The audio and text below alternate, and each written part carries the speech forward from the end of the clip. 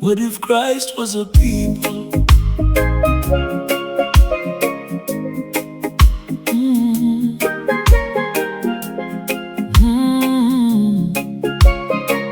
What if Christ was a people?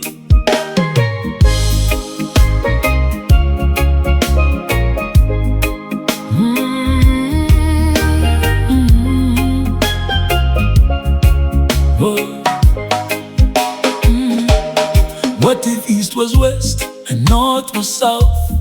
What if buried history finally came out? What if every map was drawn to rule the mind, putting one line forward and another behind?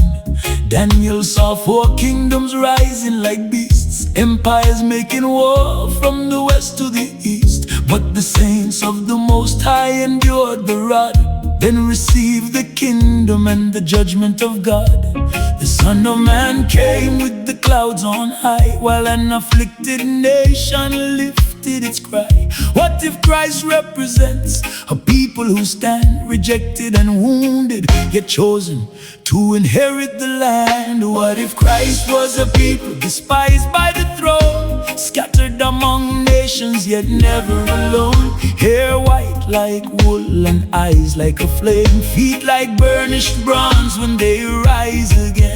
What if Christ was a people who suffered the loss, bearing generations of pain like a cross? The stone once rejected will return in might, a nation resurrected, walking in the light. Revelation describes one clothed to the feet, with a golden band and a voice like waters deep. His head and his hair were white, just like wool. His eyes burned with fire. His judgment was full. His feet were like bronze refined in the flame. His face like the sunlight displaying its strength. A two-edged sword proceeded out of his mouth, the word of truth driving north, east, west and south. If this image is applied to a nation oppressed, it speaks of a people who survived every test, refined through the furnace, yet destined to rise with truth in their mouths and discernment in their eyes. What if Christ was a people despised by the throne,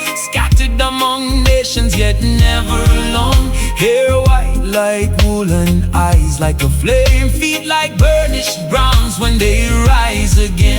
What if Christ was a people who suffered the loss, bearing generations of pain like a cross? The stone once rejected will return in might, a nation resurrected, walking in the light. Then I looked, and behold, a pale horse appeared. Its rider was death, bringing sorrow and fear. The grave followed after as the horse crossed the land, with famine, war and pestilence held in its hand. The devil is deception, but death rides the lie, building an empire while the innocent die. Not a people by birth, not a color or race, but a death-dealing power, leaving ruin in its trace. Where conquest brings hunger and warfare brings grave. When nations grow wealthy from the blood of the enslaved, they rise the pale horse through the kingdoms of men. But the saints will inherit when the beast reaches its end. Daniel saw the beast and the kingdoms they made.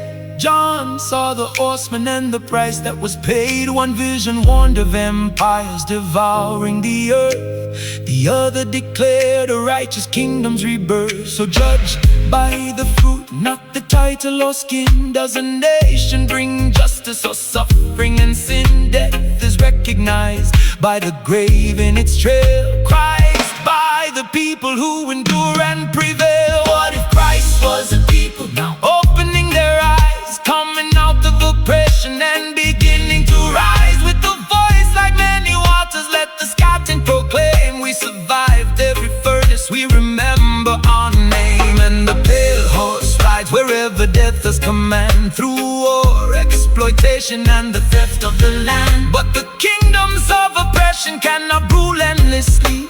The saints of the Most High shall receive sovereignty.